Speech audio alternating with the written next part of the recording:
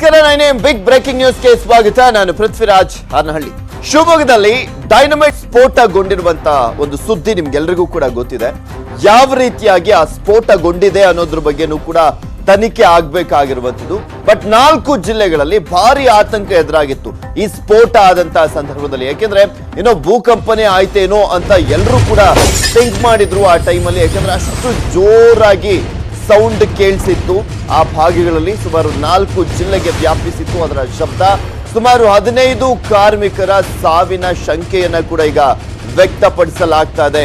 ಅದು ಕೂಡ ಸರಿಯಾಗಿ ಗೊತ್ತಾಗ್ತಾ ಇಲ್ಲ. ಯಾಕೆಂದ್ರೆ ಅಷ್ಟು ತೀವ್ರತೆಯಿಂದ ಕೂಡಿದಂತ ಹಿನ್ನೆಲೆಯಲ್ಲಿ ಆ ಒಂದು ದೇಹದ ಅಂಗಾಂಗಗಳ ಛಿದ್ರವಾಗಿ ಎಲ್ಲೆಲ್ಲೋ ಬಿದ್ದು ಹೋಗ್ಬಿಟ್ಟಿದ್ದಾವೆ. ಸೊ ಹೀಗಾಗಿ ಎಷ್ಟು ಜನ ಸರಿಯಾಗಿ ಸಾವನ್ನಪ್ಪಿರುವಂತದ್ದು ಕೂಡ ಗೊತ್ತಾಗ್ತಾ ಇಲ್ಲ. ನಿನ್ನೆ ರಾತ್ರಿ ಸ್ಫೋಟ ಆಗಿತ್ತು, ಇನ್ನೂ ಕೂಡ ಆತಂಕ ಮನೆ ಮಾಡಿದೆ. ಆ ಒಂದು ಜಾಗಗಳಲ್ಲಿ ಭೀಕರ ಸದ್ದು, ನಡುಗಿದೆ ಭೂಮಿ, ಮನೆಗಳಿಂದ ಹೊರ ಓಡಿ ಬಂದಿದ್ರು ಜನ. ಸಂದರ್ಭದಲ್ಲಿ 2 ಬಾರಿ ಸ್ಫೋಟ ಆಗಿದೆ. ಅಲ್ಲಿನ ಸ್ಥಳೀಯರೇ ಮಾತನಾಡುವಂತ ಸಂದರ್ಭದಲ್ಲಿ ಹೇಳ್ತಾ ಇದ್ರು, ಶಿವಮೊಗ್ಗದ ಹುಣಸೋಡು ಬಳಿ ಈ ಒಂದು ಸ್ಫೋಟ ಸಂಭವಿಸಿರುವಂತದ್ದು. ಜಲ್ಲಿ ಕ್ರಷರ್ ನಲ್ಲಿ ಡೈನಮೈಟ್ ಸ್ಫೋಟಗೊಂಡಿದೆ. 100 ಕಿಲೋಮೀಟರ್ ಸುತ್ತ ನಡುಗಿರುವಂತದ್ದು ಭೂಮಿ. ಭಾರಿ ಶಬ್ದ ಕೇಳಿದೆ. ಸುಮಾರು 50 ಬಾಕ್ಸ್ಗಳಲ್ಲಿ ಇದ್ದಿದ್ದಂತಹ ಡೈನಮೈಟ್ ಹಾಗೆ ಜಿಲೆಟಿನ್ ಕಡ್ಡಿ ಅಂತ ಹೇಳಲಾಗ್ತಾ ಇದೆ. ಅದ್ರ ಬಗ್ಗೆನೂ ಕೂಡ ಸ್ಪಷ್ಟವಾದಂತ ಮಾಹಿತಿ ಸಿಗಬೇಕಾಗಿರುವಂತದ್ದು. ಸ್ಫೋಟದ ಕಾರಣ ಇನ್ನೂ ಕೂಡ ನಿಗೂಢವಾಗಿದೆ. ಡೈನಮೈಟ್ಗಳು ಸ್ಫೋಟಗೊಂಡ್ವಾ, ಜಿಲೆಟಿನ್ ಕಡ್ಡಿಯಿಂದ ಸ್ಫೋಟ ಸಂಭವಿಸ್ತಾ, ಏನಾಗಿರುವಂತದ್ದು ಅಲ್ಲಿ ಅನ್ನುವಂಥದ್ದು ಇನ್ನಷ್ಟೇ ಗೊತ್ತಾಗಬೇಕಾಗಿದೆ. ಸ್ಫೋಟಕ್ಕೆ ಬೇರೆ ಏನಾದ್ರೂ ಕಾರಣವಾಯ್ತಾ? ಸ್ಫೋಟಕ್ಕೆ ಸೂಕ್ತ ಕಾರಣ ಮಾತ್ರ ಇದುವರೆಗೂ ಕೂಡ ಸಿಗ್ತಾ ಇಲ್ಲ. ಸೊ ಅದ್ರ ಬಗ್ಗೆನೂ ಕೂಡ DC ಹೇಳ್ತಾ ಇದ್ರು. ಸ್ಫೋಟಕ್ಕೆ ಏನ್ ಕಾರಣ ಅಂತ ಇನ್ನೂ ಕೂಡ ಗೊತ್ತಾಗಿಲ್ಲ. ತನಿಖೆ ನಡೆದ ಮೇಲಷ್ಟೇ ಗೊತ್ತಾಗಬೇಕಾಗಿದೆ ಅಂತ ತಜ್ಞರೇ ತನಿಖೆ ನಡೆಸಿ ಹೇಳಬೇಕು ಅಂತ ಹೇಳಿದ್ದಾರೆ DC. ಸೊ ಅದೇನಾಗಿದೆ ಅನ್ನೋದ್ರ ಬಗ್ಗೆ ಅಸಲಿ ಸತ್ಯಾಂಶಗಳು ಹೊರಬರಬೇಕಾಗಿದೆ. ಯಾಕೆಂದ್ರೆ ಅಷ್ಟು ದೊಡ್ಡ ಪ್ರಮಾಣದಲ್ಲಿ ಡೈನಮೈಟ್ ಗಳನ್ನ ಯಾವ ರೀತಿಯಾಗಿ ತರಲಾಗಿದೆ, ಹೇಗೆ ತಂದ್ರು, ಅದಕ್ಕೆ ನಿಜಕ್ಕೂ ಕೂಡ ಪರ್ಮಿಷನ್ ಇತ್ತ, ಇನ್ನ ರಾತ್ರಿ ಟೈಮಲ್ಲಿ ತಂದಿದ್ಯಾಕೆ, ಇನ್ನೂ ಒಂದ್ ಕಡೆ ಅದು ಕಂಪ್ಲೀಟ್ಲಿ ಕವರ್ಡ್ ಆಗಿ ತಗೊಂಡ್ಬಂದಿರ್ತಾರೆ, ಆದ್ರೂ ಕೂಡ ಸ್ಫೋಟ ಆಗಿರುವಂಥದ್ದು. ಅದಕ್ಕೆ ಬೇರೆ ಏನಾದ್ರೂ ರೀಸನ್ಸ್ ಇದೆಯಾ? ಇದೆಲ್ಲವೂ ಕೂಡ ಪ್ರಶ್ನೆಯನ್ನ ಉದ್ಭವಿಸುವಂತೆ ಮಾಡ್ತಾ ಇದೆ. ಜಿಲೆಟಿನ್ ಅಥವಾ ಡೈನಮೈಟ್ ಸ್ಫೋಟವೇ ಅನ್ನುವಂಥದ್ದು ಕೂಡ ಗೊತ್ತಾಗಬೇಕಾಗಿದೆ. ಜಿಲೆಟಿನ್ ಸ್ಫೋಟಕ್ಕೆ ಇಷ್ಟೊಂದು ತೀವ್ರತೆ ಇರುತ್ತಾ ಅನ್ನುವಂಥ ಪ್ರಶ್ನೆಗೆ ಉತ್ತರ ಸಿಗಬೇಕು. ನಾವು ಕೂಡ ಸಾಕಷ್ಟು ಎಕ್ಸ್ಪರ್ಟ್ಸ್ ಗಳನ್ನ ಮಾತನಾಡಿಸ್ತಾ ಇದ್ದೀವಿ. ಅವರು ಕೂಡ ಸಾಕಷ್ಟು ಆತಂಕವನ್ನ ವ್ಯಕ್ತಪಡಿಸ್ತಾನೆ ಇದ್ದಾರೆ. 100 ಕಿಲೋಮೀಟರ್ ಸುತ್ತಲೂ ಇದರ ತೀವ್ರತೆ ಇರುತ್ತಾ? ಇದ್ರೆ ಅದಿನ್ನೆಷ್ಟು ದೊಡ್ಡ ಪ್ರಮಾಣದಲ್ಲಿ ಹಾಗಾದ್ರೆ ಅಲ್ಲಿಗೆ ಜಿಲೆಟಿನ್ ಕಡ್ಡಿಗಳನ್ನಾಗಿರ್ಬೋದು ಅಥವಾ ಡೈನಮೈಟ್ ಗಳನ್ನ ತಂದಿದ್ರು. ಲಾರಿ ತುಂಬಾ ಸ್ಫೋಟಕವನ್ನ ಸಾಗಿಸಿದ್ದಾದ್ರೂ ಯಾಕೆ? ಅದಕ್ಕೆ ಪರ್ಮಿಷನ್ ಇರುತ್ತಾ?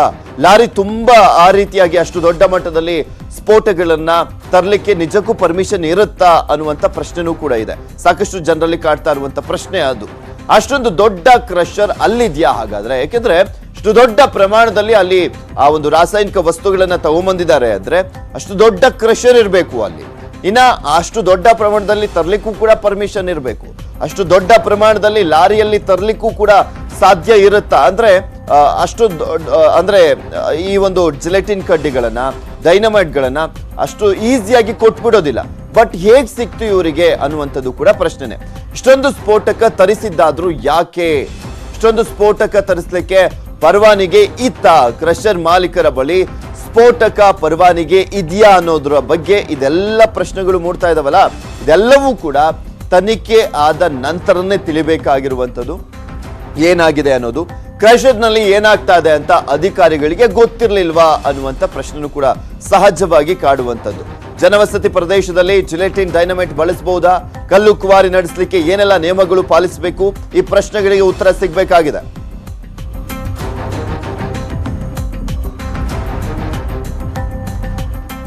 ಇಲ್ಲಿ ಸ್ಫೋಟ ಸಂಭವಿಸ್ತಲ್ಲ ಅಂದ್ರೆ ಹುಣಸೋಡು ಕ್ರಷರ್ ನಲ್ಲಿ ಸ್ಫೋಟ ಪ್ರಕರಣಕ್ಕೆ ಸಂಬಂಧಪಟ್ಟಂತೆ ಕ್ರಷರ್ ಗುತ್ತಿಗೆದಾರ ಜಮೀನು ಮಾಲೀಕನನ್ನ ವಶಕ್ಕೆ ಪಡೆಯಲಾಗಿದೆ. ಕ್ರಷರ್ ಗುತ್ತಿಗೆದಾರ ಹಾಗೆ ಆ ಜಮೀನಿನ ಮಾಲೀಕರನ್ನ ವಶಕ್ಕೆ ಪಡೆಯಲಾಗಿರುವಂಥದ್ದು. ಇಲ್ಲಿ ಮೇನ್ ಆಗಿ ತಪ್ಪಾಗಿದ್ರೆ ಈ ಕ್ರಷರ್ ಗುತ್ತಿಗೆದಾರನಿಂದನೇ ಆಗಿರುತ್ತೆ. ಯಾಕಂದ್ರೆ ಅಷ್ಟು ದೊಡ್ಡ ಪ್ರಮಾಣದಲ್ಲಿ ಹೇಗೆ ತರಿಸ್ತಾ ಇವನು? ಯಾರಿಗಾದ್ರೂ ದುಡ್ಡು ಕೊಟ್ಬಿಟ್ಟು ಅಕ್ರಮವಾಗಿ ತರಿಸಲಾಗಿದೆಯಾ? ಎಲ್ಲ ಪ್ರಶ್ನೆಗಳು ಇರ್ತಾವಲ್ಲ, ಅದಕ್ಕೆ ಅವನೇ ಟಾರ್ಗೆಟ್ ಆಗುವಂಥದ್ದಿಲ್ಲಿ. ಒಟ್ಟು 3 ವಿಚಾರಣೆಯನ್ನ ಮಾಡ್ತಾ ಇದ್ದಾರೆ ಪೊಲೀಸರು. ಅದರ ಬಗ್ಗೆ ಅಸಲಿ ಸತ್ಯ ಕೂಡ ಇವಾಗಲೇ ಗೊತ್ತಾಗುವಂಥದ್ದು. ಇಲ್ಲಿ ಮೇಯ್ನು ಆ 3 ಜನ ಯಾರು ಅನ್ನೋದನ್ನ ಕೂಡ ನಿಮಗೆ ತೋರಿಸ್ತಾ ಇದೀವಿ. ಸುಧಾಕರ್ ಮತ್ತೆ ಅವಿನಾಶ್ ಕುಲಕರ್ಣಿಯನ್ನ ವಶಕ್ಕೆ ಪಡೆದಿದ್ದಾರೆ. ಸುಧಾಕರ್ ಎಂಬುವನು ಕ್ರಷರ್ ಗುತ್ತಿಗೆದಾರನಾಗಿದ್ದ. ಅವಿನಾಶ್ ಜಮೀನು ಮಾಲೀಕ ಕುಲಕರ್ಣಿ ಅವರ ಮಗ ಈತ. ಇನ್ನ ಕ್ರಷರ್ ಪಾಲುದಾರ ನರಸಿಂಹ ಕೂಡ ಈತನನ್ನು ಕೂಡ ವಶಕ್ಕೆ ಪಡೆಯಲಾಗಿರುವಂಥದ್ದು. 3ರನ್ನ ವಶಕ್ಕೆ ಪಡೆದಿದ್ದಾರೆ ಪೊಲೀಸರು. ಒಟ್ಟು 3ರನ್ನ ವಿಚಾರಣೆಯನ್ನ ಕೂಡ ಮಾಡ್ತಾ ಇದ್ದಾರೆ ಪೊಲೀಸರು. ಎಲ್ಲಿಂದ ತರಿಸಲಾಗ್ತಾ ಇತ್ತು, ನಿಮಗೆ ಪರ್ಮಿಷನ್ ಇದೆಯಾ, ಅಷ್ಟು ದೊಡ್ಡ ಪ್ರಮಾಣದಲ್ಲಿ ಇವನ್ನ ತರಿಸ್ತಾ ಇದ್ರಲ್ಲ ಡೈನಮೈಟ್ ಮತ್ತೆ ಜಿಲೆಟಿನ್ ಕಡ್ಡಿಗಳನ್ನ, ಯಾರು ಪರ್ಮಿಷನ್ ಕೊಟ್ಟಿದ್ದು ಈಗ ತನಿಖೆ ಮಾಡ್ಲಾಗ್ತಾ ಇದೆ. ಅದ್ರ ಬಗ್ಗೆ ಅವ್ರು ಏನ್ ಹೇಳ್ತಾರೆ ಗೊತ್ತಾಗ್ಬೇಕು. ಯಾಕೆಂದ್ರೆ ಅಷ್ಟು ದೊಡ್ಡ ಪ್ರಮಾಣದಲ್ಲಿ ಪರ್ಮಿಷನ್ ಸಿಕ್ಕಿರೋ ಡೌಟು, ಆದ್ರೆ ಇದು ಅಕ್ರಮವಾಗಿರುವಂತ ಸಾಧ್ಯತೆ ಕೂಡ ದಟ್ಟವಾಗಿದೆ. ಇಲ್ಲಿ ಇಬ್ಬರು ಪಾಲುದಾರರು ಈ ಒಂದು ಕ್ರಷರ್ ಅನ್ನ ನಡೆಸಲಿಕ್ಕೆ ಕ್ರಷರ್ ನಡೆಸ್ತಾ ಇದ್ದಾರೆ. ಅಂದ್ರೆ ಈಗ ಆಲ್ರೆಡಿ ಕ್ರಷರ್ನ ಟರ್ನ್ ಓವರ್ ಆಲ್ಮೋಸ್ಟ್ ಇವಾಗೆಲ್ಲ ನಾವು ನೋಡ್ತಿರುವ ಪ್ರಕಾರ ವರ್ಷಕ್ಕೆ 1 ಕೋಟಿ 2 ಕೋಟಿ ಈ ರೀತಿಯಾಗೆಲ್ಲ ಟರ್ನ್ ಓವರ್ ಇರುತ್ತೆ, ಆದಾಯ ಇರುವಂತದ್ದು. ಕೆಲವೊಂದು ದೊಡ್ಡ ದೊಡ್ಡ ಕ್ರಷರ್ಗಳಲ್ಲಿ 10 ಕೋಟಿ 15 ಕೋಟಿ ಟರ್ನ್ ಓವರ್ ಎಲ್ಲ ಇರುತ್ತೆ. ಸುಮಾರು ಅಲ್ಲಿ ಒಂದು 50 ಕ್ವಾರಿಗಳಿದ್ದಾವೆ ಅಂತ ಅಲ್ಲಿನ ಸ್ಥಳೀಯರು ಹೇಳ್ತಾ ಇದ್ರು. ಸುಮಾರು 70 ರಿಂದ 80 ಲಕ್ಷ ಹಣವನ್ನ ಲಂಚವನ್ನ ಕೊಡ್ತಾರೆ ಸರ್ ಅಧಿಕಾರಿಗಳಿಗೆ ಕೂಡ ಅಂತ ಹೇಳ್ತಾ ಇದ್ರು. ಆ ಸ್ಫೋಟಕವಾದಂತ ಒಂದು ಶಬ್ದ ಇಡೀ ನಮ್ಮ ಶಿವಮೊಗ್ಗ ನಗರ ಮತ್ತೆ 2-3 ತಾಲೂಕು ಮತ್ತೆ ಅಕ್ಕಪಕ್ಕದ ಜಿಲ್ಲೆಯ ಬಾರ್ಡರ್ ಕೂಡ ಈ ಒಂದು ಸ್ಫೋಟಕ ಒಂದು ಶಬ್ದ ನಮ್ಮೆಲ್ಲರೂ ಕೂಡ ಕೇಳಿಸಿದೆ. 10:30 ಅಷ್ಟೊತ್ತಿಗೆ ಜನರು ಕೂಡ ಗಾಬರಿಯಾಗಿ ರಸ್ತೆಯಲ್ಲಿ ಬಂದು ನಿಂತ್ಕೊಂಡಿದ್ರು. ತದನಂತರ ನಮ್ಮ ಜಿಲ್ಲಾಧಿಕಾರಿಗಳು, ಜಿಲ್ಲಾ ರಕ್ಷಣಾಧಿಕಾರಿಗಳು ಮತ್ತು ನಮ್ಮ ಅಧಿಕಾರಿಗಳು ಅವರಿಗೂ ಕೂಡ ಒಂದು ಅರ್ಧ ಗಂಟೆ ಬೇಕಾಯಿತು ಇದನ್ನೆಲ್ಲದೂ ಕೂಡ ಎಲ್ಲಿ ಯಾಕೆ ಮತ್ತೆ ಒಂದು ಸ್ಫೋಟಕ ಇದರಿಂದ ಈ ತರ 2-3 ಜಿಲ್ಲೆಯ ಬಾರ್ಡರ್ ಅಲ್ಲಿ ಇಷ್ಟೊಂದು ಆ ಒಂದು ವೈಬ್ರೇಷನ್ ಸಾಧ್ಯನಾ? ಸೊ ಈ ದೃಷ್ಟಿಯಿಂದ ಕೂಡ ಈಗಾಗಲೇ ಚರ್ಚೆ ಆಗ್ತಾ ಇದೆ. ಈಗಾಗಲೇ ಸಂಬಂಧಪಟ್ಟಂತೆ ಮೆಟ್ರೋಲಾಜಿಕಲ್ ಡಿಪಾರ್ಟ್ಮೆಂಟ್ಗೂ ಕೂಡ ಈಗಾಗಲೇ ರಿಕ್ವೆಸ್ಟ್ ಮಾಡಿಕೊಂಡಿದೆ.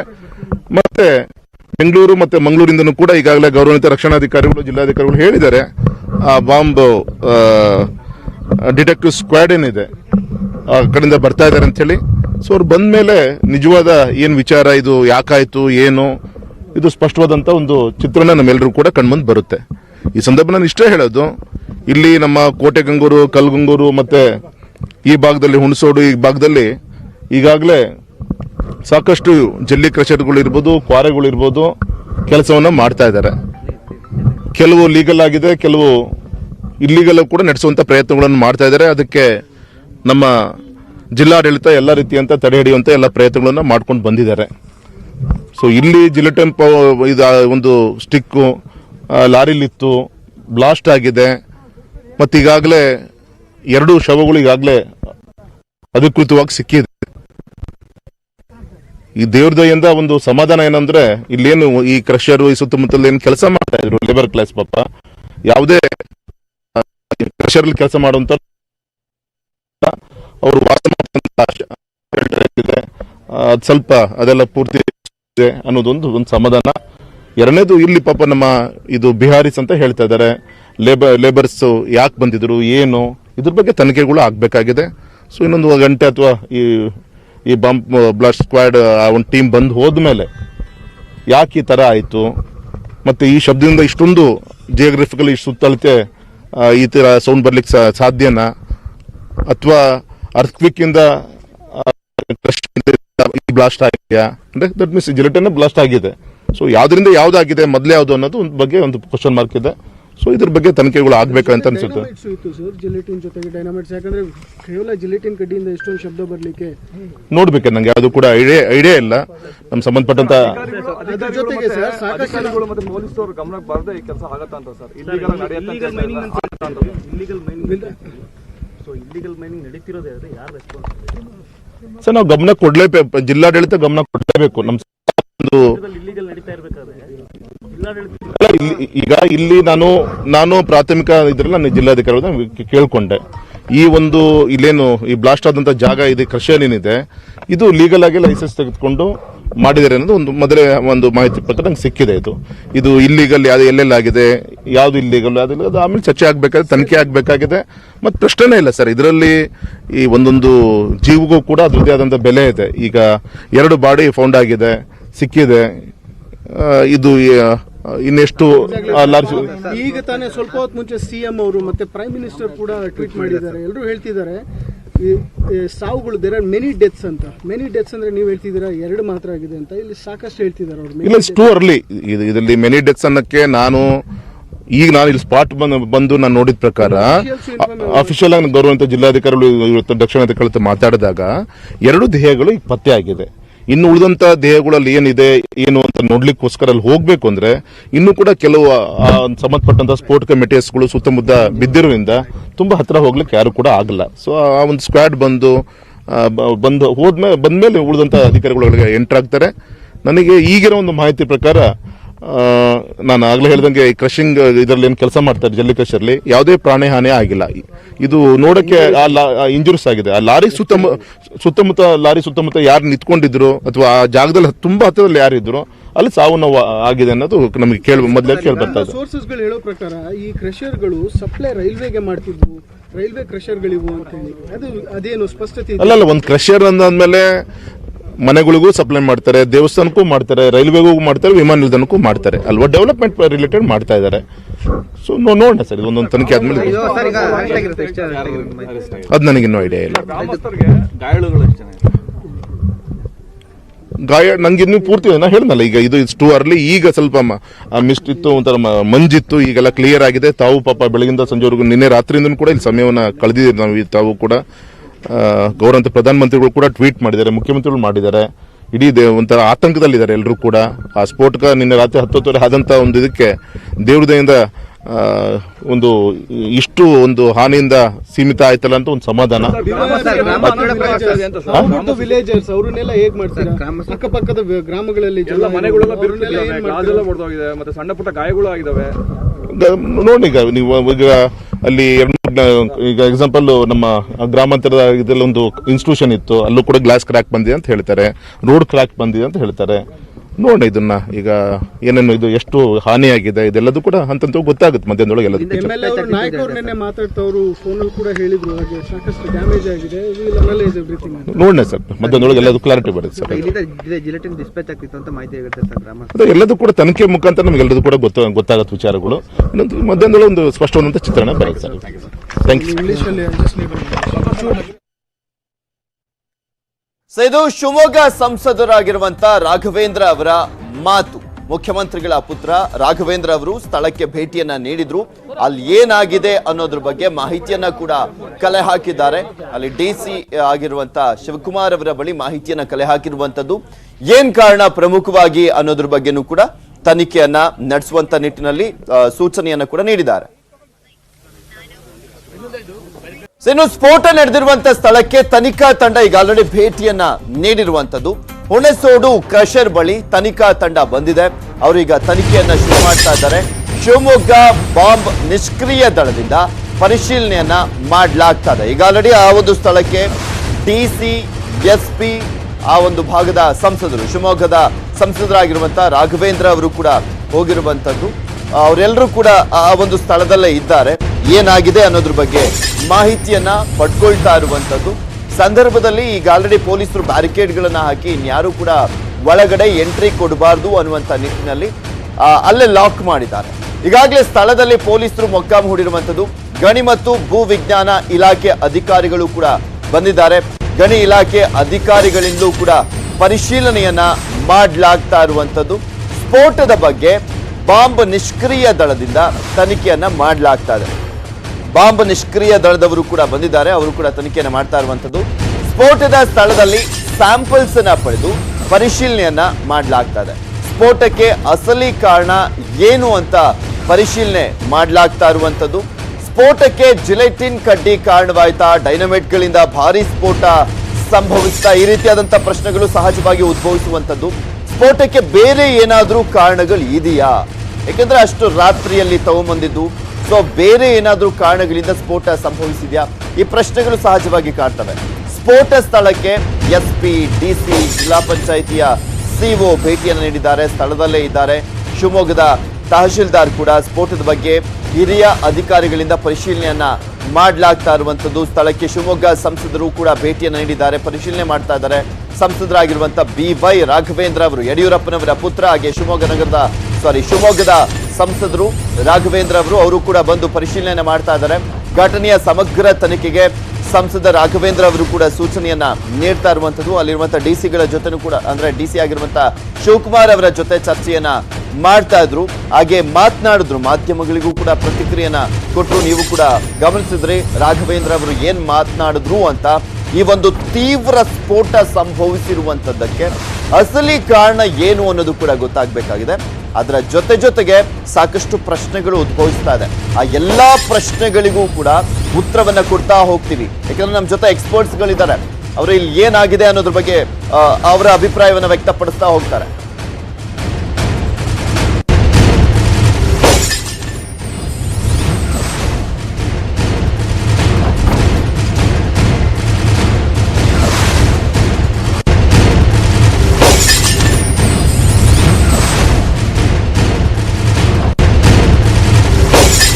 ನಿಮಗೆಲ್ಲರಿಗೂ ಕೂಡ ಗೊತ್ತಿದೆ ಶಿವಮೊಗ್ಗದಲ್ಲಿ ಏನಾಯ್ತು ಅಂತ. ಅದ್ರ ಬಗ್ಗೆ ಮಾಹಿತಿಯನ್ನ ನಿಮ್ಮ ಮುಂದೆ ಇಡ್ತಾ ಇದ್ವಿ. ಇಲ್ಲಿ ಪ್ರಮುಖವಾಗಿ ಆ ಒಂದು ಸ್ಫೋಟ ಸಂಭವಿಸಲಿಕ್ಕೆ ಕಾರಣ ಏನು ಅನ್ನುವಂತ ಪ್ರಶ್ನೆ ಎಲ್ರಿಗೂ ಕಾಡ್ತಾ ಇರುವಂತದ್ದು. ಅದರ ಜೊತೆಗೆ ಹೇಗೆ ಅಷ್ಟು ದೊಡ್ಡ ಪ್ರಮಾಣದಲ್ಲಿ ತಗೊಂಬಂದ್ರು ಈ ಒಂದು ಸ್ಫೋಟವನ್ನ, ಅಂದ್ರೆ ಈ ಡೈನಮೈಟ್ ಜಿಲೆಟಿನ್ ಕಡ್ಡಿಗಳನ್ನ ಹೇಗ್ ತಂದ್ರು ಅನ್ನುವಂತ ಪ್ರಶ್ನೆ ಇದೆ. ಈಗ ಆಲ್ರೆಡಿ ಶಿವಮೊಗ್ಗ ಜಿಲ್ಲಾ ಉಸ್ತುವಾರಿ ಸಚಿವರು, ಗ್ರಾಮೀಣಾಭಿವೃದ್ಧಿ ಸಚಿವರಾಗಿರುವಂತಹ KS ಈಶ್ವರಪ್ಪನವರು ಕೂಡ ಆ ಒಂದು ಸ್ಥಳಕ್ಕೆ ಹೋಗಿದ್ದಾರೆ. ನಿಮಗೂ ಕೂಡ ತೋರಿಸ್ತಾ ಇದ್ವಿ ದೃಶ್ಯಾವಳಿಗಳಲ್ಲಿ. ಗ್ರಾಮೀಣಾಭಿವೃದ್ಧಿ ಸಚಿವರಾಗಿರುವಂತಹ ಈಶ್ವರಪ್ಪನವರು ಕೂಡ ಸ್ಥಳಕ್ಕೆ ಹೋಗಿದ್ದಾರೆ. ಈಗ ಆಲ್ರೆಡಿ ಸಂಸದರಾಗಿರುವಂತಹ ರಾಘವೇಂದ್ರ ಅವರು ಕೂಡ ಸ್ಥಳದಲ್ಲೇ ಇರುವಂತದ್ದು ನೀವು ಗಮನಿಸ್ತಾ ಇದ್ದೀರಾ. ಸಂಸದರಾಗಿರುವಂತಹ ರಾಘವೇಂದ್ರ ಮತ್ತೆ KS ಈಶ್ವರಪ್ಪನವರು ಇಬ್ರು ಕೂಡ ಹೋಗ್ತಾ ಇದ್ದಾರೆ ಸ್ಥಳಕ್ಕೆ.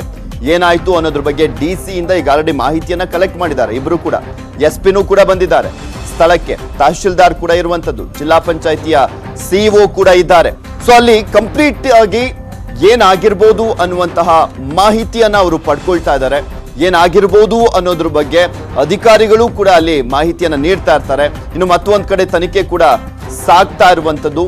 ಈಗ ಆಲ್ರೆಡಿ 3 ಜನರನ್ನ ಅರೆಸ್ಟ್ ಮಾಡಲಾಗಿದೆ. 3 ಜನರನ್ನ ಅರೆಸ್ಟ್ ಮಾಡಿರುವಂತವರಿಂದಲೂ ಕೂಡ ಮಾಹಿತಿಯನ್ನ ಕಲೆಕ್ಟ್ ಮಾಡಲಾಗ್ತಾ ಇರುವಂತದ್ದು. ಬಟ್ ಇಲ್ಲಿ ಕಾರ್ಮಿಕರ ದೇಹ ಛಿದ್ರವಾಗಿದೆ. ಎಷ್ಟು ಜನ ಸಾವನ್ನಪ್ಪಿದ್ದಾರೆ ಅನ್ನೋದ್ರ ಬಗ್ಗೆನೂ ಕೂಡ ಮಾಹಿತಿ ಬರಬೇಕಾಗಿರುವಂತದ್ದು. ಸುಮಾರು 15ಕ್ಕೂ ಹೆಚ್ಚು ಅಂತ ಹೇಳಲಾಗ್ತದೆ. ಏನೇ ಆದ್ರೂ ಕೂಡ ಹತ್ತತ್ರ 100 ಕಿಲೋಮೀಟರ್ ಹಿಂದೆ ಮುಂದೆ ಶಬ್ದ ಆಗಿದೆ ಅನ್ನಂತ ಸುದ್ದಿಗಳು ಬರ್ತಾ ಇದೆ. ಇದು ಹೇಗೆ ಸಾಧ್ಯ? ಬರೀ ಜಿಲಿಟಿನೋ ಕೇಪಿಂದನೋ ಇದಾಗ. ಹಾಗಾಗಿ ಇದನ್ನ ಆ ತಜ್ಞರು ಬಂದಂತ ಅವರು ಕೊಡಂತ ವರದಿ ಮೇಲೆನೆ ಉಳಿದ ಎಲ್ಲ ಅಂಶಗಳು ಕೂಡ ತೀರ್ಮಾನ ಆಗುತ್ತೆ. ಸ್ಫೋಟ ಹೇಗಾಯ್ತು, ಏನೇನು ವಸ್ತುಗಳು ಬಂದಿತ್ತು, ಹೇಗೆ, ಅದು ಬಹಳ ಏನ್ ಹೇಳಬೇಕು ಅಂತಾನೆ ತೋರ್ತಾ ಇಲ್ಲ. ಇಲ್ಲ ಶಿವಮೊಗ್ಗಕ್ಕೆ ಬರ್ತಾ ಇದ್ದಾರೆ. ಆ ತಜ್ಞರು ಬಂದಂತ ಅವರು ಕೊಡಂತ ವರದಿ ಮೇಲೆನೆ ಉಳಿದ ಎಲ್ಲ ಅಂಶಗಳು ಕೂಡ ತೀರ್ಮಾನ ಆಗುತ್ತೆ. ಸ್ಫೋಟ ಹೇಗಾಯ್ತು, ಏನೇನು ವಸ್ತುಗಳು ಬಂದಿತ್ತು, ಹೇಗೆ, ಅದು ಬಹಳ ಏನ್ ಹೇಳಬೇಕು ಅಂತಾನೆ ತೋಚ್ತಾ ಇಲ್ಲ. ಮತ್ತು ಸಾವು ನೋವುಗಳ ಬಗ್ಗೆನೂ ಕೂಡ ಏನೂ ಸ್ಪಷ್ಟತೆ ಇಲ್ಲ. 2 ಬಾಡಿ ಮಾತ್ರ ಸಿಕ್ಕಿರೋದನ್ನ ಈಗಾಗಲೇ ಪೋಸ್ಟ್ ಮಾರ್ಟಮ್ ನಾವು ಮಾಡಿಸಿದ್ದೇವೆ. ಇನ್ನು 2-3 ಅಕಸ್ಮಾತ್ ಹೋಗಿದೆಯೋ ಗೊತ್ತಿಲ್ಲ, ಎಷ್ಟು ಬಾಡಿ ಹೋಗಿದೆಯೋ ಗೊತ್ತಿಲ್ಲ. ಸ್ಫೋಟ ಛಿದ್ರ ಕೆಲವು ಬಾಡಿಗಳಾಗಿದೆ. ಹಾಗಾಗಿ ಸಾವು ನೋವುಗಳನ್ನ ದಯವಿಟ್ಟು 10, 15, 20 ಅಂತ ದಯವಿಟ್ಟು ಹೇಳಬೇಡಿ. ಯಾಕಂದ್ರೆ ಸುಮ್ಮನೆ ಅಷ್ಟೊಂದು ಸುದ್ದಿಗಳು ಹೋದ್ರೆ ಸರಿ ಹೋಗ್ಲಿಕ್ಕಿಲ್ಲ. ಇದು ಒಂದು. ಎರಡನೇದು, ಇದು ಈ ಗಣಿಗಾರಿಕೆ ಇಲ್ಲೇನು ಕಲ್ಲು ಕ್ವಾರಿ ನಡೀತಾ ಇದೆ, ಇದು ಅಕ್ರಮ ಅಲ್ಲ, ಇದು ಸಕ್ರಮವೇ. ಆದ್ರೆ ಅಕ್ರಮವೋ ಸಕ್ರಮವೋ ಪ್ರಶ್ನೆ ಬೇರೆ. ಅಕ್ರಮ ಆದ ತಕ್ಷಣ, ಸಕ್ರಮ ಆದ ತಕ್ಷಣ ಸ್ಫೋಟ ಆಗ್ಬೇಕಾಗಾದ್ರೆ, ಅದಕ್ಕೋಸ್ಕರ ನಾನು ಹೇಳ್ತಿರೋದು, ಇದು ಏನ್ ಕತೆ ಎಲ್ಲ ವರದಿ ಬಂದ ನಂತರನೇ, ತನಿಖೆ ಆದ ನಂತರ ಎಲ್ಲವೂ ತುಂಬಾ ಸ್ಪಷ್ಟವಾಗುತ್ತೆ. ಅಲ್ಲಿ ತನಕ ಏನು ಸ್ಪಷ್ಟತೆ ನಮಗಂತೂ ಕಾಣ್ತಾ ಇಲ್ಲ. ಯಾಕಂತಂದ್ರೆ ಅಕ್ರಮವೋ ಸಕ್ರಮವೋ ಗಣಿಗಾರಿಕೆ ಅಂತೂ ಇಡೀ ರಾಜ್ಯದಲ್ಲಿ ನಡೀತಾ ಇರುತ್ತೆ. ಗಣಿಗಾರಿಕೆ ನಡೆದಂತ ಸಂದರ್ಭದಲ್ಲಿ ಕ್ವಾರಿದಿರ್ಬೋದು, ಬೇರೆ ಇದಿರ್ಬೋದು. ಆ ಗಣಿಗಾರಿಕೆ ನಡೆಯುವಂತ ಸಂದರ್ಭದಲ್ಲಿ ಅಲ್ಲಿ ಬಳಸಂತ ವಸ್ತುಗಳು, ಅದ್ರ ಮುಖಾಂತರ ಸ್ಫೋಟ ಅಕಸ್ಮಾತ್ ಆಗಿದ್ರು ಕೂಡ ಇವತ್ತು ಇಡೀ ಕರ್ನಾಟಕ ರಾಜ್ಯದಲ್ಲಿ ಇಷ್ಟು ದೊಡ್ಡ ಶಬ್ದ ಎಲ್ಲೆಲ್ಲೂ ಆಗಿಲ್ಲ. ನಾನು ಮತ್ತೆ ಹೇಳ್ತೀನಿ, ಅಕ್ರಮ ಸಕ್ರಮ ಇದ್ರ ಬಗ್ಗೆ ಇಲ್ಲಿ ಚರ್ಚೆ ಮಾಡೋದು ಅವಶ್ಯಕತೆ ಇಲ್ಲ. ಯಾಕೆಂತಂದ್ರೆ ಈ ಸ್ಫೋಟ ಹೇಗಾಯ್ತು, ತುಂಬಾ ಆಶ್ಚರ್ಯ ಇದು. ಅದಕ್ಕೋಸ್ಕರ ಇದು ಸಕ್ರಮವಾಗಿ ನಡೀತಾ ಇರೋಂಥ ಗಣಿಗಾರಿಕೆ ಕ್ವಾರಿ ಕೆಲಸಗಳಾದರೂ ಕೂಡ ಇದಾಗಬಾರ್ದು. ಅದಕ್ಕೋಸ್ಕರ ಇದನ್ನ ತಜ್ಞರು ಬಂದು ಇಲ್ಲಿ ತನಿಖೆ ಮಾಡಿ ಇದ್ರದ್ದು ವರದಿ ರಿಪೋರ್ಟ್ ಕೊಟ್ಟ ನಂತರ ಮುಂದಿನ ಏನೇನು ಕ್ರಮವನ್ನು ತಗೋಬೇಕೋ ಖಂಡಿತ ರಾಜ್ಯ ಸರ್ಕಾರ ಪೂರ್ಣ ಕ್ರಮವನ್ನು ನಾವು ತಗೋತೇವೆ. ಜಿಲ್ಲಾಡಳಿತ ಇನ್ನ ಎಷ್ಟು ಮೃತಪಟ್ಟರೆ ಅಂತ ಜಿಲ್ಲಾಡಳಿತಕ್ಕೆ ಇನ್ನ ಕನ್ಫರ್ಮ್ ಇಲ್ಲ ಸರ್. ಪರ್ಫೆಕ್ಟ್ ಆಗಿ ಎಷ್ಟು ಜನ ಸತ್ತಿದ್ದಾರೆ ಅನ್ನೋ ಮಾಹಿತಿ ಜಿಲ್ಲಾಡಳಿತಕ್ಕೆ ಇಲ್ಲ. ಜಿಲ್ಲಾಡಳಿತಕ್ಕಲ್ಲ, ಭಗವಂತನಿಗೂ ಇಲ್ಲ. ಯಾಕೆಂದ್ರೆ ಆ ಸ್ಫೋಟ ಆಗಿದ್ದು ನಿಮ್ಗೆ ಯಾರಿಗೂ ಗೊತ್ತಿಲ್ಲ. ಇಂಥ ಸ್ಫೋಟ ಎಂದೆಂದೂ ಆಗಿಲ್ಲ. ಅದಕ್ಕೆ ನಾನು ಹೇಳ್ತಾ ಇರೋದು, ಆ ಬಂದಿರುವಂಥ ವೆಹಿಕಲ್ ಅದಂತೂ ಸುಟ್ಟು ಬೂದಿ ಆಗೋಗಿದೆ, ನಿಮಗೆಲ್ಲ ಗೊತ್ತಿದೆ. ಹಾಗಾಗಿ ಪುಣ್ಯಕ್ಕೆ ಸುತ್ತಮುತ್ತಲು ಹಳ್ಳಿ ಜನಕ್ಕೆ ಯಾರಿಗೂ ಕೂಡ ಸಾವು ನೋವು ಆಗಿಲ್ಲ. ಮನೆಗಳಂತೂ ಅಲ್ಲಾಡೋ ಹೋಗಿದ್ದಾವೆ. ಬಹಳ ಕಿಟಕಿ ಬಾಗಿಲುಗಳು ಓಪನ್ ತಾನಾಗಿದೆ, ಫಾಲ್ ಸೀಲಿಂಗ್ ಎಲ್ಲ ಉದುರೋಗಿದ್ದಾವೆ. ಇಂಥ ಒಂದು ವಿಚಿತ್ರವಾದ ಘಟನೆ ನಾನು ಹೇಳ್ತೀನಲ್ಲ, ಏನು ನಿಮಗೂ ಏನು ಎಕ್ಸ್ಪ್ಲೇನ್ ಮಾಡಬೇಕು ನನಗೂ ಅರ್ಥ ಆಗ್ತಿಲ್ಲ. ಯಾಕೆಂದ್ರೆ ಏನಾದರೂ ಸತ್ಯವಾದ ಸುದ್ದಿಗಳು ಇದ್ರೆ ಅಷ್ಟು ಸ್ಪಷ್ಟವಾಗಿ ಹೇಳ್ಬಿಡ್ಬೋದು. ಎಷ್ಟು ಜನ ಸತ್ತಿದ್ದಾರೆ, ಏನು ಕತೆ. ಪುಣ್ಯಕ್ಕೆ ಸುತ್ತಮುತ್ತಲು ಯಾವುದೇ ಹಳ್ಳಿಯ ನಾಗರಿಕರಿಗೆ ತೊಂದರೆ ಇದರಿಂದ ಆಗಿಲ್ಲ. ಇದು ಒಂದು ಸಮಾಧಾನ. ಕೆಲವೊಂದು ಇಲ್ಲಿ ಕಲ್ಲು ಏನು ಕಾರ್ಯ ನಡೀತಾ ಇದೆ ಇಲ್ಲಿಗಲ್ ಎಲ್ಲಾನು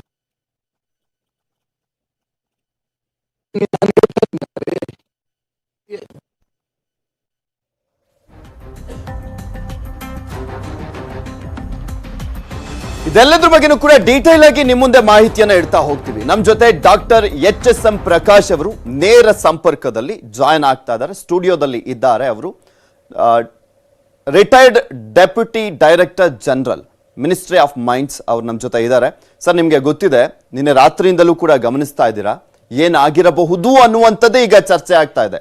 ಅಲ್ಲಿ ಕೆಲವರು ಭೂಕಂಪದಿಂದ ಈ ರೀತಿಯಾಗಿ ಸಂಭವಿಸಿದೆ ಅಂತೆಲ್ಲ ಈ ರೀತಿಯಾಗಿ ಅನುಮಾನವನ್ನ ವ್ಯಕ್ತಪಡಿಸ್ತಾ ಇರುವಂತದ್ದು. ನಿಮ್ ಫಸ್ಟ್ ರಿಯಾಕ್ಷನ್ ಏನಿದಕ್ಕೆ, ಏನಾಗಿರ್ಬೋದು ಅಂತ ಅನ್ಸುತ್ತೆ ಇದನ್ನ ನೋಡ್ತಾ ಇದ್ರೆ? ನಮಸ್ಕಾರ ವೀಕ್ಷಕರಿಗೆ. ನಿನ್ನೆ ರಾತ್ರಿ 11 ಗಂಟೆಗೆ ಈ ಸುದ್ದಿ ಬಂದ ತಕ್ಷಣ ಈ ಭೂಕಂಪದಿಂದ ಜನ ಆತಂಕಕ್ಕೊಳಗಾಗಿದ್ರು. ಶಿವಮೊಗ್ಗ ಮತ್ತು ಸುತ್ತಮುತ್ತಲ ಪ್ರದೇಶದವರು ಸುಮಾರು 200 ಕಿಲೋಮೀಟರ್ವರೆಗೂ ಉತ್ತರ ಕನ್ನಡ ಜಿಲ್ಲೆ ಮತ್ತು ಚಿಕ್ಕಮಗಳೂರು ಜಿಲ್ಲೆಯಲ್ಲೂ ಕೂಡ ಈ ರೀತಿಯ ಶಬ್ದ ಕೇಳಿಸಿದೆ. ಆ ಸ್ಫೋಟದಿಂದಾಗಿ ಕೆಲವು ಮನೆಗಳ ಬಾಗಿಲುಗಳು, ಕಿಟಕಿ ಗಾಜುಗಳು ಅವೆಲ್ಲ ಅಲುಗಾಡಿವೆ. ಸೊ ಇದು ಭೂಕಂಪದಿಂದ ಆಗಿದೆಯಾ ಅಂತ ಆತಂಕ ಜನಗಳಲ್ಲಿತ್ತು. ಹೊರಗಡೆ ಬಂದಿದ್ರು. ಆಗ ನಾನು ಹೇಳಿದೆ, ಖಂಡಿತ ಇದು ಭೂಕಂಪದಿಂದ ಆಗಿರೋದಲ್ಲ. ಆಗ ನಾನು ಎಲ್ಲ ವೆಬ್ಸೈಟ್ಗಳನ್ನು ಚೆಕ್ ಮಾಡಿದೆ. NDMC ಇರ್ಬೋದು, ಇನ್ಕ್ವಾಯ್ಸ್ ಇರ್ಬೋದು, USGS ಇರ್ಬೋದು, ಅವುಗಳಲ್ಲಿ ಯಾವುದರಲ್ಲೂ ರೆಕಾರ್ಡ್ ಆಗಿರಲಿಲ್ಲ. ಆ ಸಮಯದಲ್ಲಿ ರೆಕಾರ್ಡ್ ಆಗಿದ್ದು ಗ್ರೀಸ್ನಲ್ಲಿ 1.6 ಅರ್ಥಕ್ವೇಕು. ಅದು 3 ನಿಮಿಷದ ಹಿಂದೆ ಅಲ್ಲಿ ರೆಕಾರ್ಡ್ ಆಗಿತ್ತು. ಶಿವಮೊಗ್ಗದಲ್ಲಿ ಯಾವುದು ರೆಕಾರ್ಡ್ ಆಗಿರಲಿಲ್ಲ. ಸೊ ಅದರಿಂದಾಗಿ ಇದು ಭೂಕಂಪ ಅಲ್ಲ, ಕನಿಷ್ಠ ಪ್ರಮಾಣದ ರಿಕ್ಟರ್ ಸ್ಕೇಲ್ನಲ್ಲೂ ಕೂಡ ಇದು ರೆಕಾರ್ಡ್ ಆಗಿಲ್ಲ. ಅದರಿಂದ ಇದು ಭೂಕಂಪ ಅಲ್ಲ ಅಂತ ಎಲ್ಲರಿಗೂ ಹೇಳಿದೆ. ಸೊ ಈಗಲೂ ಕೂಡ ಅದನ್ನು ಹೇಳ್ತಾ ಇದ್ದೀನಿ, ಇದು ಭೂಕಂಪದಿಂದ ಆಗಿರೋದು. ಈಗ ಎಲ್ರಿಗೂ ಗೊತ್ತಾಗಿದೆ. ಡೈನಮೈಟ್ ಅದು ಒಂದು ಲಾರಿ ಲೋಡ್ ಇತ್ತು, ಅದು ಎಕ್ಸ್ಪ್ಲೋಡ್ ಆಗಿದೆ. ಅದು ಎಕ್ಸ್ಪ್ಲೋಡ್ ಆಗೋದಕ್ಕೆ ಸ್ಪಾರ್ಕಿಂಗ್ ಯಾವ ರೀತಿ ಆಯಿತು, ಅದು ಇಂಟರ್ನಲ್ ಹೀಟಿಂಗ್ ಆಯಿತಾ, ಇನ್ಯಾವುದಾದ್ರೂ ಪ್ರಮಾದ ಆಗಿದೆಯಾ, ಇಷ್ಟೊಂದು ಪ್ರಮಾಣದಲ್ಲಿ ಹೇಗೆ ತಂದರು, ಇದರ ಲೈಸೆನ್ಸಿಂಗ್ ಅಥಾರಿಟಿ ಯಾರು, ಅಂಡ್ ಮಾನಿಟರಿಂಗ್ ಯಾರು, ಕಂಟ್ರೋಲಿಂಗ್ ಯಾರು, ಇವೆಲ್ಲವೂ ಕೂಡ ಎನ್ಕ್ವೈರಿ ಮಾಡಬೇಕು. ಸರ್, ಈಗ ಆಕ್ಚುಲಿ ಹೇಳ್ತಾ ಇರೋ ಪ್ರಕಾರ ಸುಮಾರು ಒಂದು 50 ಬಾಕ್ಸ್ ಅಂತ ಹೇಳ್ತಾ ಇದ್ದಾರೆ. 50 ಬಾಕ್ಸ್ ಗಳಲ್ಲಿ ಇಷ್ಟು ಅಂದ್ರೆ ದೊಡ್ಡ ಪ್ರಮಾಣ. ಅದು 50 ಬಾಕ್ಸ್ ಅಂದ್ರೆ ಇಷ್ಟು ದೊಡ್ಡ ಪ್ರಮಾಣದಲ್ಲಿ ತರಲಿಕ್ಕೆ ಹೇಗೆ ಸಾಧ್ಯ? ಅದಕ್ಕೆ ಪರ್ಮಿಷನ್ ಸಿಗುತ್ತಾ? ಒಂದು ಕಲ್ಲು ಗಣಿಗಾರಿಕೆಗೆ ಇಷ್ಟು ದೊಡ್ಡ ಪ್ರಮಾಣದಲ್ಲಿ ಕೊಟ್ಬಿಡ್ತಾರ? ಖಂಡಿತ ಇದು ಜಲ್ಲಿ ಮಾಡೋದಕ್ಕೆ ಕ್ವಾರಿ ಮಟ್ಟದಲ್ಲಿ ಇಷ್ಟೊಂದು ಪ್ರಮಾಣದಲ್ಲಿ ಬೇಕಿಲ್ಲ. ಅದು ವೀಕ್ಲಿ ಬೇಸಿಸ್ ಅಥವಾ ಮಂತ್ಲಿ ಬೇಸಿಸ್ ಕೊಟ್ಟರು ಕೂಡ ಕಡಿಮೆ ಕೊಡ್ತಾರೆ, ಸ್ವಲ್ಪನೇ ಇಶ್ಯೂ ಮಾಡ್ತಾರೆ. ಸ್ಟಾಕು ಕೂಡ ಅಷ್ಟೇ ಇಟ್ಕೊಬೇಕಾಗುತ್ತೆ. ಪ್ರತಿದಿನ ಎಷ್ಟು ಸ್ಟಾಕ್ ಇದೆ, ಎಷ್ಟು ಖರ್ಚಾಯಿತು, ಎಷ್ಟು ಬ್ಯಾಲೆನ್ಸ್ ಇದೆ, ಅದನ್ನು ಆನ್ಲೈನ್ ರಿಟರ್ನ್ಸ್ ಕೊಡಬೇಕು. DGMS ಅಂತ ಇದೆ, director general of mines safety. Inspector of explosives ಇರ್ತಾರೆ, and director of mines and geology Shivamogga office ಇದೆ. ಅವ್ರು ಪ್ರತಿದಿನ ಇದನ್ನು ಮಾನಿಟರ್ ಮಾಡಬೇಕು. ನೆನ್ನೆ ಸ್ಟಾಕ್ ಬಂದಿದೆ ಅಂದರೆ ಅಷ್ಟೊಂದು ಎಲ್ಲಿಂದ ಬಂತು, ಅದು ರೆಸಿಟ್ ಇದೆಯಾ, ಯಾರು ಆರ್ಡ್ರ್ ಮಾಡಿದ್ರು, ಲೈಸೆನ್ಸ್ ಇದೆಯಾ, ಇವನ್ನೆಲ್ಲ ಎನ್ಕ್ವೈರಿ ಮಾಡಬೇಕು. ಇಲ್ಲಿ ಮುಖ್ಯವಾಗಿ ಗಮನಿಸಬೇಕಾದ ಒಂದು ವಿಷಯ ಅಂದರೆ, ಇಷ್ಟು ದೊಡ್ಡ ಪ್ರಮಾಣದ ಸ್ಫೋಟ ಆಗಿದ್ದು ಇತ್ತೀಚೆಗೆ ಪುಲ್ವಾಮಾದಲ್ಲಿ car load of explosive 500 kg ಅಂತ. ಹೌದು, ಇದು ಟನ್ ಗಟ್ಟಲೆ ನೋಡಿ. ಇದು ಒಂದು ಲಾರಿ ಅಂದರೆ ಟನ್ ಗಟ್ಟಲೆ ಇದು. ಸೊ ಅಷ್ಟು ದೊಡ್ಡ ಪ್ರಮಾದ ಆಗಿತ್ತು ಪುಲ್ವಾಮಾದಲ್ಲಿ. ಇತ್ತೀಚೆಗೆ ಬಾಗ್ದಾದ್ನಲ್ಲಿ ಒಂದು ಮಲ್ಟಿ ಸ್ಟೋರೇಜ್ ಬಿಲ್ಡಿಂಗ್ ಕೆಳಗಡೆ ಅಂಡರ್ಗ್ರೌಂಡ್ ಅಲ್ಲಿ ಎಕ್ಸ್ಪ್ಲೋಸಿವ್ಸ್ ನಿಲ್ಲಿಸಿಟ್ಟಿದ್ರು. ಅದು ಇದಕ್ಕಿದಂಗೆ ಎಕ್ಸ್ಪ್ಲೋರ್ಡ್ ಆದಾಗ ಇಡೀ ಬಿಲ್ಡಿಂಗು ಮತ್ತು ಸುತ್ತಮುತ್ತಲಿನ ಸುಮಾರು ಒಂದು ಅರ್ಧ ಕಿಲೋಮೀಟರ್ ಎಲ್ಲ ಬಿಲ್ಡಿಂಗ್ಗಳು ಸ್ಮ್ಯಾಶ್ ಆಗಿದ್ದು, ಬಾಗ್ದಾಗ್ನಲ್ಲಾಗಿತ್ತು. ಅದಾದಮೇಲೆ ಈಗ ನೋಡ್ತಾ ಇದ್ದೀವಿ ಇಷ್ಟು ದೊಡ್ಡ ಪ್ರಮಾಣದ ಸ್ಫೋಟ. ಇದು ನಿಜವಾಗ್ಲೂ ತುಂಬ ಶಾಕಿಂಗ್ ನ್ಯೂಸ್. ಇದು ಈ ರೀತಿ ಆಗೋದಕ್ಕೆ ಬಿಡಬಾರ್ದು. ಈ ಜಲ್ಲಿ ಕ್ವಾರಿ ಅಥವಾ ಡೈಮೆನ್ಷನಲ್ ಸ್ಟೋನ್ ಕ್ವಾರಿಗಳಲ್ಲೂ ಕೂಡ ಕಂಟ್ರೋಲ್ ಇರುತ್ತೆ. ಒಬ್ಬ ಟೆಕ್ನಿಕಲ್ ಪರ್ಸನ್ ಇರ್ತಾರೆ, ಟೆಕ್ನಿಕಲ್ ಕ್ವಾಲಿಫೈಡ್ ಮ್ಯಾನೇಜರ್ ಇರ್ತಾರೆ, ಮೈನ್ಸ್ ಮ್ಯಾನೇಜರ್, ಮೈನ್ಸ್ ಜಿಯಾಲಜಿಸ್ಟ್ ಇರ್ತಾರೆ. ಅವರೆಲ್ಲ ಮಾನಿಟರ್ ಮಾಡ್ತಾ ಇರ್ತಾರೆ. ಇಲ್ಲಿ ಯಾರಿದ್ರು, ಇವ್ರು ಎಂಪ್ಲಾಯ್ ಮಾಡ್ಕೊಂಡಿದ್ರ ಇಲ್ವೋ, ಅವರೇ ನಡೆಸ್ತಾ ಇದ್ರ ಬೈ ಚಾನ್ಸ್ ಅದೇನಾದ್ರೂ ಸಿಟಿ ಒಳಗಡೆ ಪಾಸ್ ಆಗಬೇಕಾದ್ರೆ ಈ ತರ ಆಗಿದ್ರೆ ಎಷ್ಟು ದೊಡ್ಡ ಅದೇ ದೊಡ್ಡ ಮಟ್ಟದಲ್ಲಿ ಒಂದು ನಾವು ಸ್ವಲ್ಪ ನಿರಾಳರಾಗಬೇಕಾಗಿರುವಂತದ್ದು ಅದೇ ವಿಚಾರ. ಸದ್ಯ ಅದೊಂದು ನಿರ್ಜನ ಪ್ರದೇಶ ಬೇರೆ ಆಗಿದ್ರಿಂದ. ಅದ್ರ ಜೊತೆಗೆ ಇನ್ನೊಂದು ಮುಖ್ಯವಾಗಿ ಗಮನಿಸಬೇಕಾದ್ದು, ಪಶ್ಚಿಮ ಘಟ್ಟಗಳಲ್ಲಿ ಇತ್ತೀಚೆಗೆ ಹೊರಗಿನ ಶಕ್ತಿಗಳು ನೆಲೆ ಮಾಡ್ಕೊಂಡಿವೆ ಅಲ್ಲೆಲ್ಲ. ಅದು ಟ್ರೈನಿಂಗ್ಗೋಸ್ಕರ ಇರ್ಬೋದು, ಬ್ಲಾಸ್ಟಿಂಗ್ ಟ್ರೈನಿಂಗ್ ಕೊಡೋದಕ್ಕೋಸ್ಕರ ಇರ್ಬೋದು, ನಾನಾ ರೀತಿಯ ಸುದ್ದಿಗಳು ಬರ್ತಾ ಇವೆ. ಅದೆಲ್ರಿಗೂ ಗೊತ್ತಿದೆ. ಅದು ಇಂಟರ್ನಲ್ ಟೆರರಿಸ್ಟ್ ಇರ್ಬೋದು ಅಥವಾ ಎಕ್ಸ್ಟರ್ನಲ್ ಟೆರರಿಸ್ಟ್ ಇರ್ಬೋದು. ಅಂಥವ್ರಿಗೆ ಇದೇನಾದ್ರು ಬೈ ಚಾನ್ಸ್ ಸಿಕ್ಕರೆ ಸರ್ ಒಂದು ಪ್ರಶ್ನೆ. ಈಗ ಹುಲ್ಲಿನ ಬವಣೆ ಇರುತ್ತೆ, ಯಾರೋ ಸಿಗರೆಟ್ ಸೇರ್ತಾನೆ, ಆ ಕಡ್ಡಿ ಬಿಸಾಕ್ತಾನೋ, ಆ ಸಿಗರೆಟ್ ನೇ ಬಿಸಾಕ್ತಾನೋ, ಒತ್ಕೊಳ್ಳುವಂತ ಚಾನ್ಸಸ್ ಇರುತ್ತೆ. ಇವೆಲ್ಲ ಅಷ್ಟು ಈಸಿಯಾಗಿ ಹೆಂಗ್ ಸರ್ ಒತ್ಕೊಂಡ್ಬಿಡು? ಇದೆಲ್ಲ ಪ್ಯಾಕ್ಡ್ ಮಾಡಿರ್ತಾರೆ ತಾನೆ, ಏನೇ ತಗೊಂಬಂದಿದ್ರು ಕೂಡ. ನಿನ್ನೆ ಆ ಹಳ್ಳಿ ಹುಡುಗರು ಅಲ್ಲಿ ಹೋದವರು ಮಾತಾಡ್ತಾ ಇದ್ರು, ಅದನ್ನ ಮೊಬೈಲ್ ರೆಕಾರ್ಡ್ ಮಾಡಿ ಅದು ಲೈವ್ ಬಂತು ಕೆಲವು ಚಾನಲ್ಗಳಲ್ಲಿ. ಆ ಹುಡುಗರು ಹೇಳ್ತಾ ಇದ್ದಿದ್ದು, ಲಾರಿ ಬಿಸಿ ಆಗ್ಬಿಟ್ಟಿತ್ತು, ಆ ಬಿಸಿಗೆ ಹಿಂಗಾಗಿದೆ ಅಂತ. ಅದು ಎಂಜಿನ್ ಬಿಸಿ, ಅದು ಹಿಂದೆಗಡೆ ಬಾಡಿಗೆ ಅದು ಬರುತ್ತೆ ಗೊತ್ತಿಲ್ಲ. ಬಟ್ ಈ ಟ್ರಾನ್ಸ್ಪೋರ್ಟೇಷನ್ನಲ್ಲಿ ಮೂವ್ಮೆಂಟ್ ಆದಾಗ ಒತ್ತಡ ಇರುತ್ತೆ ಒಳಗಡೆ, ಒಂದು ಬಾಕ್ಸ್ ಮೇಲೆ ಇನ್ನೊಂದು ಬಾಕ್ಸ್ ಇರುತ್ತೆ. ಅದರ ವೆಯ್ಟ್ನಿಂದಾಗಿ ಒಳಗಡೆ ಅದು ಒತ್ತಿ ಒತ್ತಿ ಒತ್ತಿ ಶಾಖ ಉತ್ಪತ್ತಿ ಆಗಿರ್ಬೋದು, ಬಿಸಿ ಆಗಿರ್ಬೋದು. ಅದರಿಂದಾಗಿ ಒಂದು ಶುರುವಾಗಿ ಎಲ್ಲನೂ ಹತ್ಕೊಂಡಿರ್ಬೋದು. ನನ್ನ ಗಮನಿಸಬೇಕಾದ ವಿಷಯ ಅಂದ್ರೆ ಎರಡು ಶಬ್ದ ಬಂದಿದೆ 20 ಸೆಕೆಂಡ್ಗಳ ಅಂತರದಲ್ಲಿ. ಒಂದು ಸುಮಾರು ಶಬ್ದ ಒಂದು, ಅದಾದ್ಮೇಲೆ ದೊಡ್ಡ ಸ್ಫೋಟ. ಸೊ ಆರಂಭದಲ್ಲಿ ಒಂದು ಬಾಕ್ಸ್ ಸ್ಫೋಟ ಆಗಿರ್ಬೋದು, ತದನಂತರದಲ್ಲಿ ಒಂದು ಸ್ವಲ್ಪ ಹೊತ್ತಾದ್ಮೇಲೆ ದೊಡ್ಡ ಸ್ಫೋಟ ಆಗಿರ್ಬೋದು. ಎರಡು ಇದಕ್ಕೆ ಸಂಬಂಧಪಟ್ಟಿದ್ದೆ. ಆದ್ರೆ ಮುಖ್ಯವಾದ ಪ್ರಶ್ನೆ ಎಲ್ಲರೂ ಕೇಳ್ತಾ ಇರೋದು, 200 ಕಿಲೋಮೀಟರ್ ತನಕ ಈ ಶಬ್ದ ಹೇಗೆ ಹೋಯ್ತು ಅಂತ. ಸೊ ಇದು ಒಂದು ಅದೇ ಸರ್, ಅದೇ ಆ ಪ್ರಶ್ನೆ ಇದೆ, ಅದನ್ನ ಕೇಳ್ತಾ ಹೋಗ್ತೀನಿ. ಇಲ್ಲಿ ಮೈನ್ ಆಗಿ ಸುಮಾರು 3-4 ಸ್ಫೋಟ ದೊಡ್ಡ ಆತಂಕದ ಜೊತೆಗೆ ಸಾಕಷ್ಟು ಪ್ರಶ್ನೆಗಳನ್ನ ಮೂಡಿಸುವಂತೆ ಮಾಡಿರುವಂತದ್ದು. ಇನ್ನ ಈ ಒಂದು ಘಟನೆ ಆಗ್ತಿದ್ದ ಹಾಗೆ ಪ್ರಧಾನಮಂತ್ರಿಗಳು, ಮುಖ್ಯಮಂತ್ರಿಗಳು ಇವರೆಲ್ಲರೂ ಕೂಡ ಸಂತಾಪವನ್ನ ಸೂಚಿಸೋದ್ರ ಜೊತೆಗೆ ಸೂಕ್ತ ತನಿಖೆ ಆಗ್ಬೇಕು ಅಂತ ಕೂಡ ಹೇಳ್ತಾ ಇದ್ದಾರೆ. ಇನ್ನ ಗಣಿಗಾರಿಕಾ ಸಚಿವ, ನೂತನ ಗಣಿಗಾರಿಕಾ ಸಚಿವರಾಗಿರುವಂತಹ ಮುರುಗೇಶ್ ನಿರಾಣಿ ಅವರು ಆ ಒಂದು ಸ್ಥಳಕ್ಕೆ ಭೇಟಿಯನ್ನ ನೀಡಲಿದ್ದಾರೆ. ಶಿವಮೊಗ್ಗಕ್ಕೆ ತೆರಳಲಿದ್ದಾರೆ ಮುರುಗೇಶ್ ನಿರಾಣಿ ಅವರು. ಗಣಿ ಹಾಗೂ ಭೂ ವಿಜ್ಞಾನ ಸಚಿವ ಘಟನಾ ಸ್ಥಳದಲ್ಲಿ ಪರಿಶೀಲನೆಯನ್ನ ನಡೆಸಲಿದ್ದಾರೆ ಸಚಿವರು. ಈಗಾಗಲೇ ಘಟನೆ ಕುರಿತು ಉನ್ನತ ತನಿಖೆಗೆ ಆದೇಶವನ್ನ ಕೂಡ ಮಾಡಲಾಗಿದೆಯಂತೆ. ತಪ್ಪಿತಸ್ಥರ ವಿರುದ್ಧ ಕ್ರಮದ ಬಗ್ಗೆಯೂ ಕೂಡ ನಿರ್ಧಾರವನ್ನು ಮಾಡಲಾಗಿದೆ. ನಾಳೆ ಘಟನಾ ಸ್ಥಳಕ್ಕೆ ತೆರಳಲಿದ್ದಾರೆ ಮುಖ್ಯಮಂತ್ರಿಗಳಾಗಿರುವಂತಹ ಯಡಿಯೂರಪ್ಪನವರು. ತವರು ಜಿಲ್ಲೆಯಲ್ಲಿ ಈ ಒಂದು ಸ್ಫೋಟ ಏನ್ ಸಂಭವಿಸಿದೆ, ಸಹಜವಾಗಿ ಅವ್ರಿಗೂ ಕೂಡ ಆತಂಕದ ಜೊತೆಗೆ ಏನಾಗಿರ್ಬೋದು ಅನ್ನುವಂತ ಪ್ರಶ್ನೆಗಳನ್ನ ಮೂಡಿಸ್ತಾ ಇರುವಂತಹ ಹಿನ್ನೆಲೆಯಲ್ಲಿ ಮುಖ್ಯಮಂತ್ರಿಗಳು ನಾಳೆ ಹೋಗ್ಲಿದ್ದಾರೆ. ಇವತ್ತು ಗಣಿಗಾರಿಕಾ ಸಚಿವರಾಗಿರುವಂತಹ ಮುರುಗೇಶ್ ನಿರಾಣಿ ಅವರು ಹೋಗ್ತಾ ಇದ್ದಾರೆ.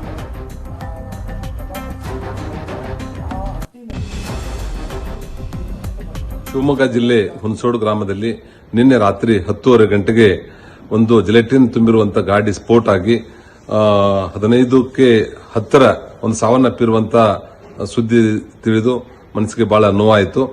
ಆ ಸಂತ್ರಸ್ತ ಕುಟುಂಬಗಳಿಗೆ ಒಂದು ಈಗಾಗಲೇ ಗೌರವಾನ್ವಿತ ಮುಖ್ಯಮಂತ್ರಿಗಳಂತ ಯಡಿಯೂರಪ್ಪನವರು ಮತ್ತು ಜಿಲ್ಲಾ ಉಸ್ತುವಾರಿಗಳಾಗಿರುವಂತಹ ಸನ್ಮಾನ್ಯ KS ಈಶ್ವರಪ್ಪನವರು ಒಂದು ಕಂಟಿನ್ಯೂಸ್ ಆಗಿ ಅವರ ಜೊತೆ ಟಚ್ ದಲ್ಲಿದ್ದಾರೆ, ಹೇಳಿಕೆಗಳನ್ನು ಕೊಟ್ಟಿದ್ದಾರೆ.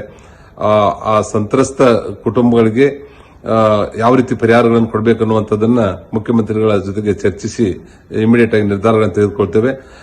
ಈ ಘಟನೆಗೆ ಒಂದು ಉನ್ನತ ಮಟ್ಟದ ತನಿಖೆಯನ್ನು ಮಾಡಿ ತಪ್ಪಿತಸ್ಥರ ವಿರುದ್ಧ ಒಂದು ಕ್ರಮ ಕೈಗೊಳ್ತಾ ಇದ್ದೀವಿ ಮತ್ತು ಗಾಯಗಳಾಗಿರುವಂತವರಿಗೆ ಒಂದು ಸೂಕ್ತ ಚಿಕಿತ್ಸೆಯನ್ನ ಇಮಿಡಿಯೇಟ್ ಆಗಿ ತೆಗೆದುಕೊಳ್ಳುವಂತದ್ರ ಕಡೆ ನಾವು ಗಮನ ಹರಿಸ್ತಾ ಇದ್ದೀವಿ.